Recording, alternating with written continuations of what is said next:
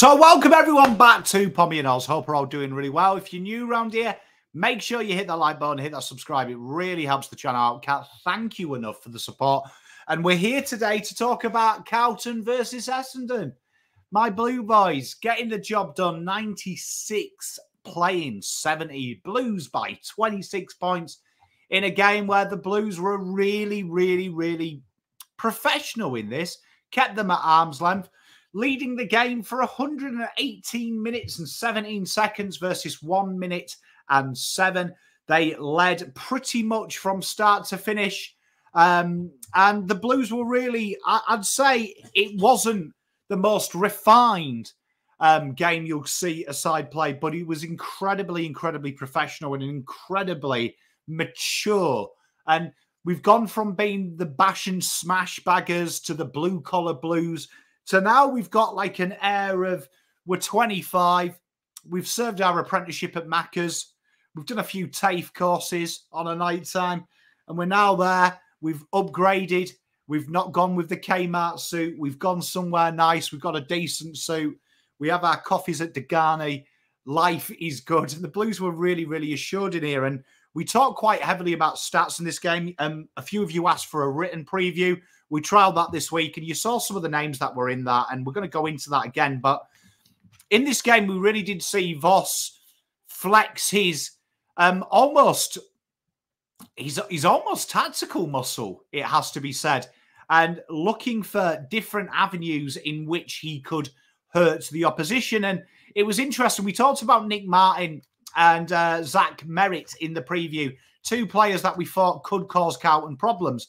And what we'll do here is we'll have a look at the old statistics and look at how that's presented itself. So as you can see, you may remember this graph from the start of the game. We talked about at the top there, you'll see the score sources. And this is quite interesting because Brad Scott's come out. It's quite hard, I think, fronting a press conference when you've lost. You've got to kind of look for some avenue or something to kind of make you feel better. And he's talked about data. And this is where data pisses me off, because data without context is fantastic. You can win a number of things.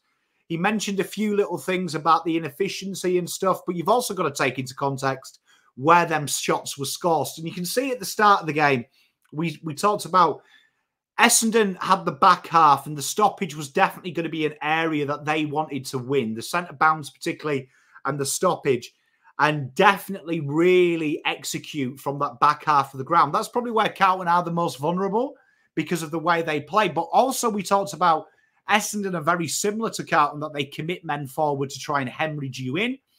Carlton's ability to spread was going to be important. So we talked about the defensive half was going to be king, and we talked about the stoppage and clearance was going to be king for them. They needed to gain a monopoly.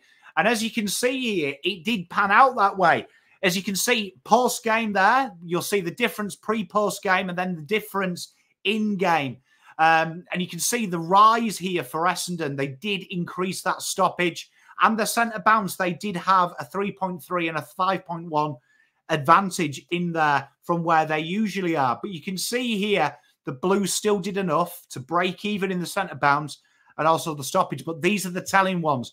Defence from turnover is one of Carlton's synonymous weaknesses, but also the defensive half. And you can see at the start of the game, Carlton were just +3 and 0.7 down in defensive half. And look, 24 for both an advantage in this. This was a pure tactical switch. Nick Martin started to get involved. Lockie Cowan went to him. That killed him.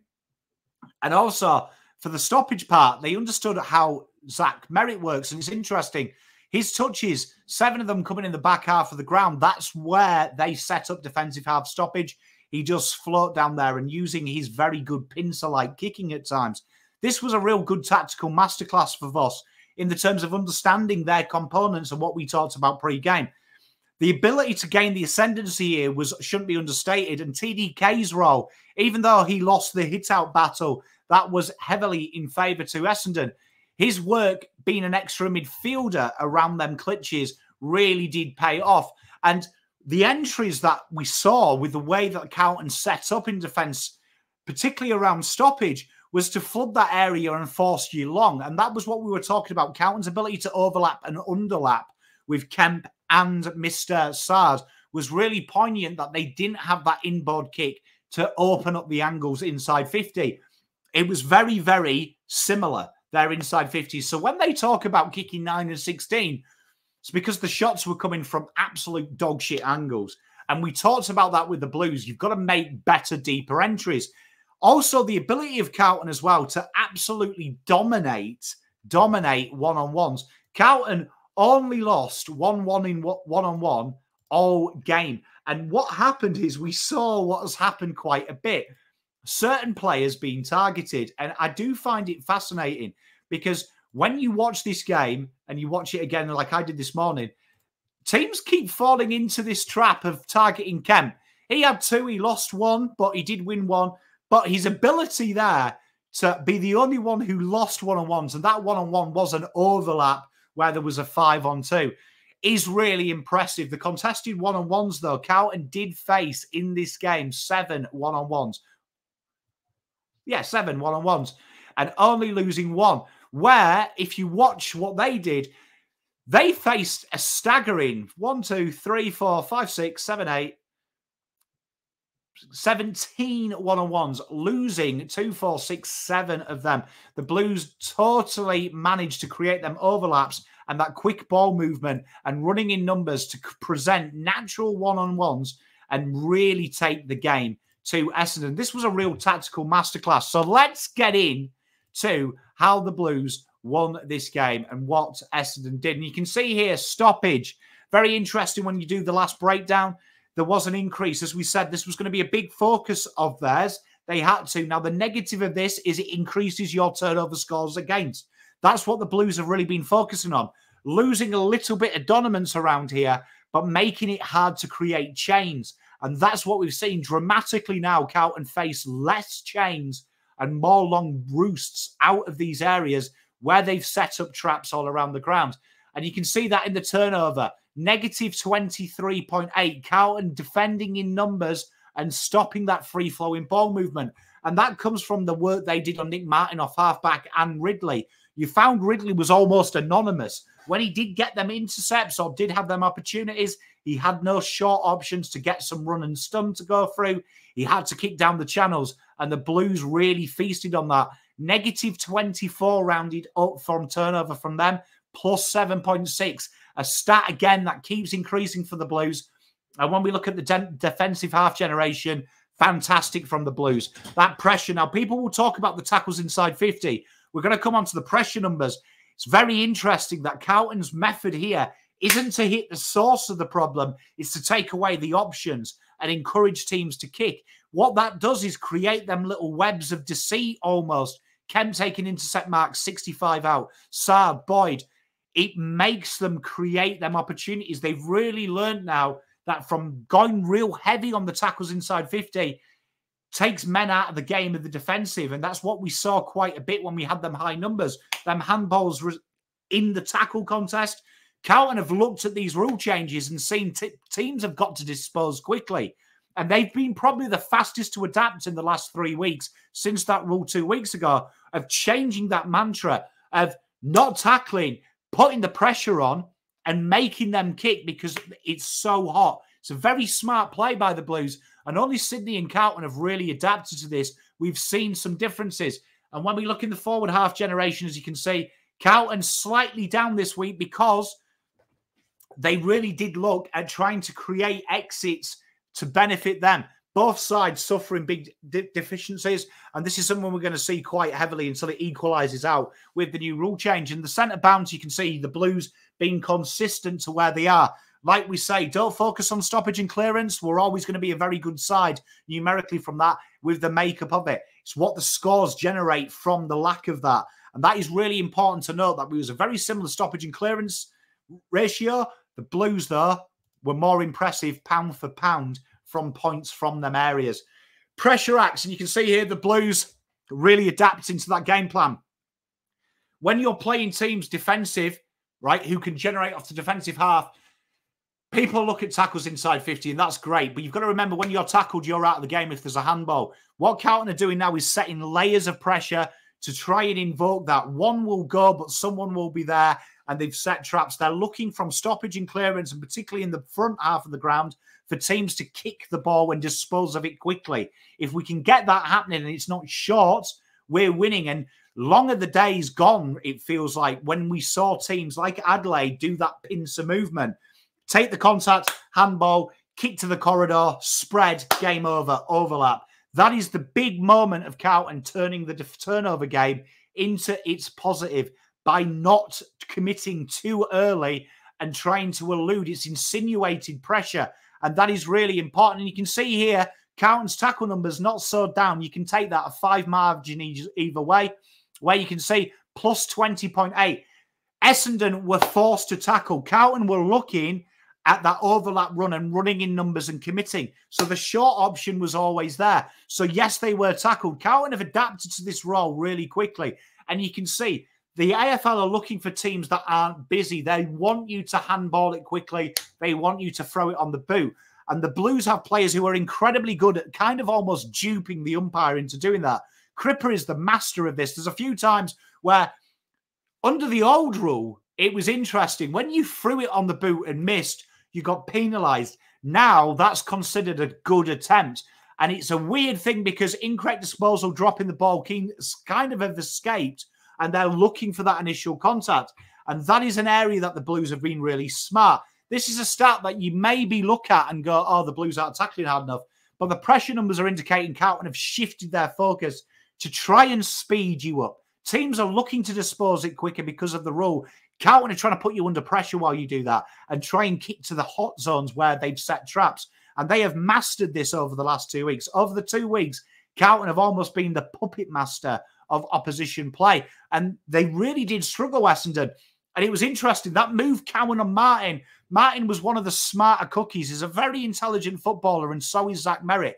And they were really key when they had a little bit of ascendancy, them two. They really got up and about. And that was from positional shifts from Brad Scott, but also positional shifts from the Blues stopped that happening. If you remember, Merritt got taken off Chincotta, and we brought him back on in that fourth. And you can see tackles inside 50, both sides dropping a little bit, but the Blues having that advantage on their ability to stop defensive half generation. A masterclass in forward craft this week.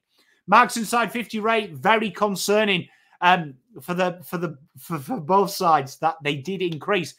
Carlton didn't do anything special defensively, but they basically got what they expected. Carlton slightly increased that, but it's interesting. Charlie and Harry really worked deep. Laverdy was probably their best defender, who is very strict at what he does. It's very interesting that when you look at that, Laverdy is a very, very clever footballer in the terms of, even though he's not sensational, he sticks to his task at hand. He doesn't fall for the dummies like Ben Mackay did fall for the dummies quite a few times this week. And Ben Mackay only losing 67% of the time. Jake Kelly losing 100% of the time. But it was interesting. Mr. Laverdy was the only one who had a pretty much 100% record one-on-one apart from Todd Goldstein, but the only defender who had 100%. That was because he was rigid. The other teams did fall into Carlton's movement pattern, and the goals inside 50 percentage, Carlton plummeting, going mental, breaking stats here, +9, where Essendon plummeting to the rock bottom, 15%. That was because their entries were shallow or they were forced, and the Blues didn't allow them to have any control, where usually Zach Merritt gets the give and go. Chincotta took that off, and Chincotta's role needs to be looked at. It's not just the possessions, it's the quality of possessions and where they had. Zach Merritt probably had the least amount of give and goes, where he handballs it, runs into space.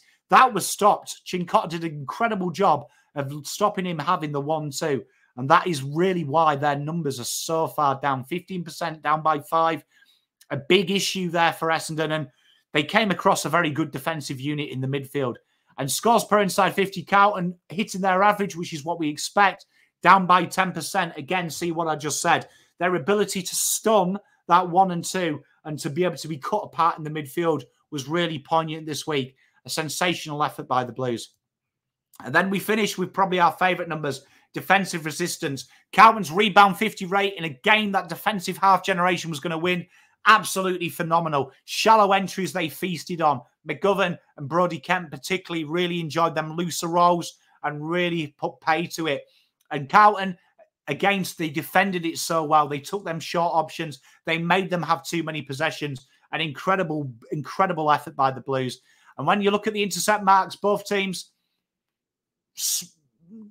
the shift is apparent. When you've got a forced swing, that's quite apparent. The Blues really took their opportunity as well. And here we are. You can see the Blues improving. So remember, this is flipped. It's a mirrored stat. Negative is good.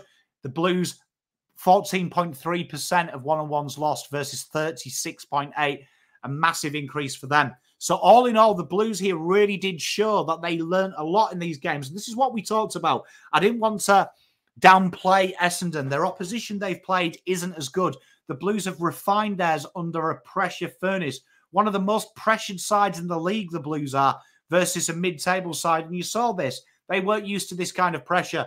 And Essendon will be all right. They'll learn from this. They needed a blood test. But for the Blues, they needed a game where they could flex their muscle a little bit. They've been run ragged recently by some top sides. They've played the average of the 5th.8th best, so 6th best side in the league all year. So this was a real furnace test here to go into the bye now and relax. I'm really proud of this win. This win probably for me is my favourite win we've seen in the terms of this was a game where I think most people thought Carlton would win, which I always think adds a new layer of pressure because that means you've got to execute. There's nowhere to hide. When you lose these types of games, when you are Carlton, that's where questions are asked. So the Blues will go in now to the bye. A lot to learn and a lot to take out of this game that they can refine. TDK was splendid and players like that, but there is probably areas here where they can look at this game and start being a bit more ruthless now. They've got the game plan where that protects them, the teddy bear in the nighttime. Now let's try and sleep without the nightlight on. That's the next stage there. We've got the safety in the security blanket. Let's go to the next level. But this is a very good base. And I'm telling you, my wonderful pedigree chums, this is a great place to be at the moment. The Blues, I'm very proud of them. They worked hard. It was a total performance. And I'm looking forward to what Geelong is, because I think that's the big blood test for me. The Geelong game is the game that I can cop the Adelaide game and I can cop the Sydney game. They were games that we didn't show up and were shit. The Geelong game is them 50-50 games that when you're in it, you've got to win it. And they're the ones that pay you back come ladder finalisation at the end of the year. Peace, love and light, everyone. Loads of content to fill you up through the bye. Tune in tonight. I'm on the Blue Abroad show. Can't wait to hang with Terry and you guys and girls. And I've got the lovely, fantastic Marnie joining me at 8:30 for Pommy Ponders. We're going to have a bit of a laugh there and a bit of a keep bag session. So come in, stay tuned. Peace, love and light. Where you pom out.